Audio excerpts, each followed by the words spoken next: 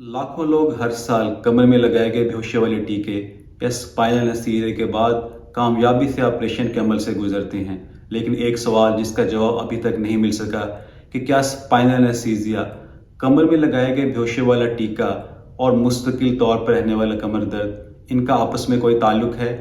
आज हम इसी सवाल का जवाब तलाश करेंगे।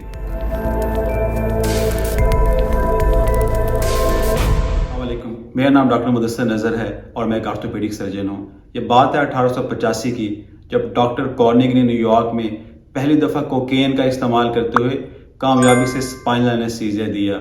उस वक्त जर्मनी भी एक बड़ी ताकत थी, वो कैसे पीछे रहते।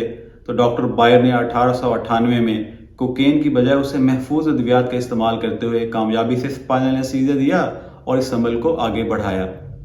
हमारे पास बहुत सारे मरीज आते हैं जिनको स्पाइनल एनेस्थीसिया लगा होता है और वो अब कमर के दर्द की शिकायत कर रहे होते हैं, और में से ज़्यादातर मरीज यही समझते हैं कि उनको जो कमर में इंजेक्शन या स्पाइनल एनेस्थीसिया लगाया गया है वो उनके दर्द की वजह बन रहा है। इसलिए ये समझना बहुत ज़रूरी है कि तहकीक इस बारे में क्या कहती है और क्या इसका कोई साइंटिफिक लॉजिक भी है। साइंस भी यही कहती है कमर में लगाया गया टीका कमर दर्द की वजह बन रहा है। जो कमर में इंजेक्शन लगने के बाद कमर में दर्द होता है उसके लिए अंग्रेज़ी की एक टर्म यूज़ होती है जिसको कहते हैं पोस्ट स्पाइनल बैक पेन, कि कमर में लगाने वाले इंजेक्शन के बाद कमर का दर्द। एक तहकीक में ये बात सामने आई कि 0.5 से 2% तक लोग इस इंजेक्शन के बाद कमर के दर्द का शिकार हो सकते हैं। हम कब किसी को कह सकते हैं कि उसको इस इंजेक्शन के बाद वाला कमर का दर्द हो गया है? अगर किसी को स्पाइनल एनेस्थीसिया, कमर में टीका लगा और उसके 3 माह के बाद तक भी वो शख्स, वो मरीज कमर में दर्द की शिकायत कर रहा है, तो हम कह सकते हैं कि उसको पोस्ट स्पाइनल बैक पेन हो गया है।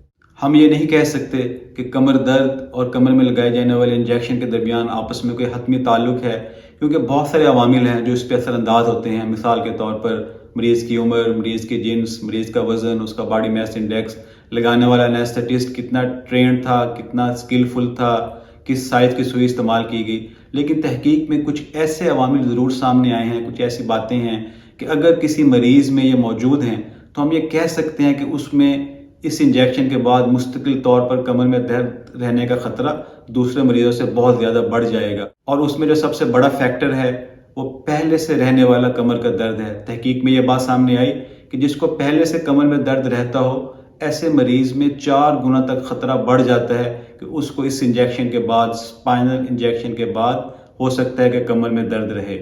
कई दफ़ा इंजेक्शन लगाते अगर कोई पेचीदगी हो गई है तो वो भी कमर के दर्द का बाइस बन सकती है। मिसाल के तौर पे कोई छोटी नर्व थी, नस थी, वो सुई से इरिटेट हो गई, या सुई का साइज़ बड़ा था और बाद में वहाँ से हराम मगज़ वाला पानी निकलता रहा, वो भी दर्द का वजह बन सकती है। इसके बाद सबसे अहम जो वजह बन सकती है वो है कि अगर कोई मरीज़ पहले से एंजाइटी, डिप्रेशन, स्ट्रेस का शिकार रहता है, ऐसे मरीज़ों में भी इसका ख़तरा बढ़ जाता है। मेडिकल तहकीक में भी यही बातें सामने आई हैं। 2003 में डॉक्टर शोआबे ने 245 मरीज़ों को स्पाइनल एनेस्थीसिया लगने के बाद 1 साल तक उसने देखा कि उनमें कमर का दर्द होता है या नहीं होता। तो उसने देखा कि तकरीबन 20% लोगों ने स्पाइनल एनेस्थीसिया के बाद कमर के दर्द की शिकायत की। लेकिन उसमें ख़ास तौर पे ये बात देखी गई कि उसमें ज़्यादातर वही लोग थे जिनको पहले से कमर का दर्द रहता था। 2023 में भी एक तहकीक की गई जिसमें 200 से ज़्यादा मरीज़ों को देखा गया कि उनमें से कितने मरीज़ों को बाद में कमर का दर्द रहता है। उसमें 12% तक लोगों को कमर का दर्द रहा। उसमें ख़ास तौर पे ये देखा गया उस तहकीक में कि क्या कोई तकनीकी वजह तो नहीं थी कि लगाने वाला एनेस्थेटिस्ट, डॉक्टर सही ट्रेंड नहीं था, या कोई और वजह थी। तो यही बात सामने आई कि ऐसे मरीज़ों में दर्द ज़्यादा देखा गया जो पहले से कमर के दर्द का शिकार थे। तो इसलिए हम कह सकते हैं कि कमर का दर्द एक पेचीदा मसला है। स्पाइनल एनेस्थीसिया का इससे बहुत गहरा ताल्लुक नहीं है। कमर का दर्द एक मुश्किल पजल है और स्पाइनल एनेस्थीसिया या कमर में लगाया गया इंजेक्शन इस पजल का सिर्फ एक हिस्सा है।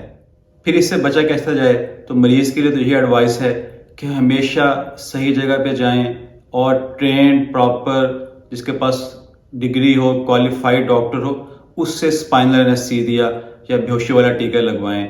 और डॉक्टर के लिए यही है कि मरीज़ को इस इंजेक्शन लगाने से पहले प्रॉपर तौर पे उसको समझाया जाए, बताया जाए, एजुकेट किया जाए کہ اس انجیکشن کے دوران کیا ہوتا ہے اور اس کے بعد کس چیز کا خطرہ ہو سکتا ہے. تو اگر ان چیزوں پہ ہم توجہ دیں تو اس کے ہونے کے عمل کو کم کیا جا سکتا ہے. اور آخر میں اس بات پہ میں آج کی ویڈیو کو ختم کروں گا. Don't let fear overshadow the benefits of spinal anaesthesia. اللہ حافظ.